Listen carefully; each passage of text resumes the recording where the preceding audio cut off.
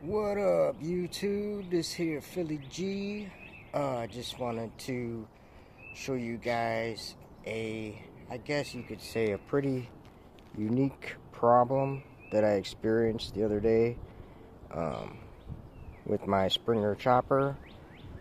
And then I'm gonna go through and just explain how this happened. So I've been having charging issues, and I realized there's many videos addressing this issue where you test the charging system. And so I'm just gonna skip forward and say that I already tested the stator, because I did, and I didn't really feel like making a video on it because I needed both my hands to hit the throttle and operate my multimeter, handle my multimeter at the same time. But anyway, I tested the stator, and the stator is putting out about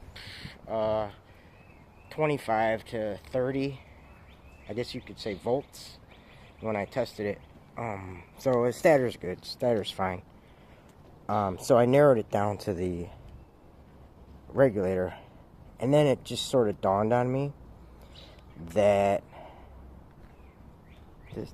this head here, this is a pretty unique problem. I think I noticed one other person had this similar issue where this valve cover, or rocker cover rather, at one point was leaking. So I took it into my buddy, and my buddy Spider and so I gave him all the the parts and the gaskets, and he sealed everything up, so it's no longer leaking. But as you could probably imagine, that it was leaking from like right inside this seam here, and it was also leaking a little bit from in between the head and the cylinder, and obviously it was dripping onto the regulator.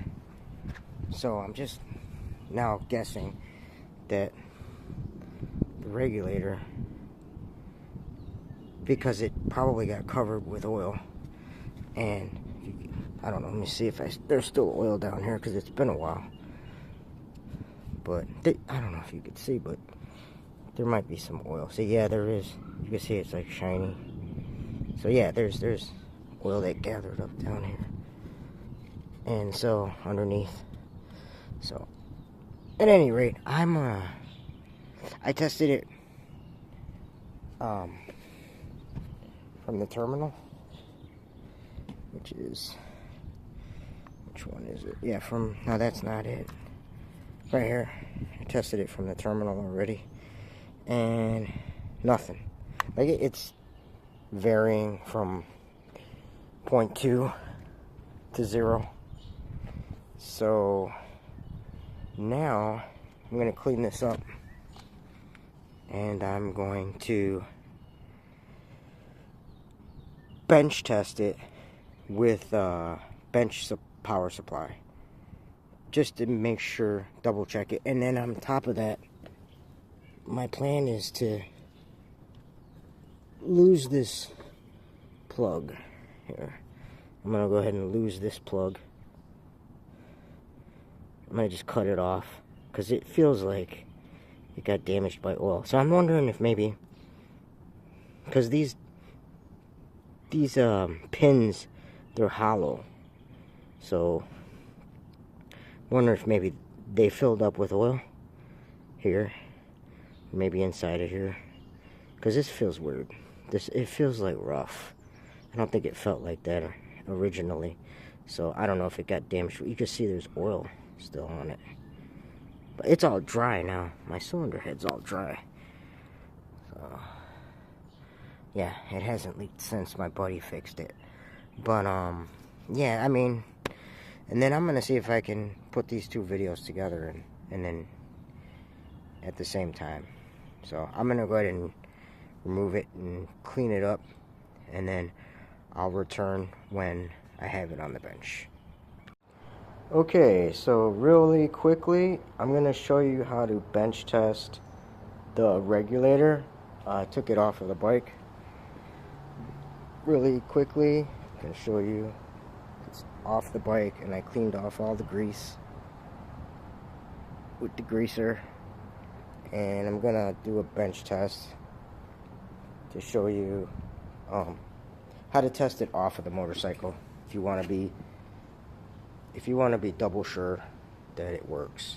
Okay, so right now I've got my bench test set at 12.3 volts, and just gonna leave the amps low. The amps are actually probably about 1 amp, but every time I turn it down to 1 amp, it just doesn't even give me a reading because it's just too low. But I just take my word for it that it's set at about 1 amp, 1.5 amps, but it's definitely set to 12.3 volts. And I've got the ground wire grounded to my floor jack here. But notice how, let's see, if I do this,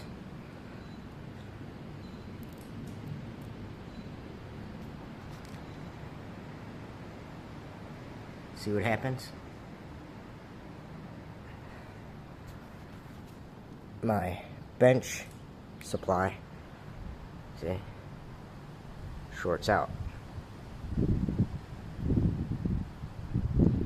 That means that my cycle electric regulator is cooked.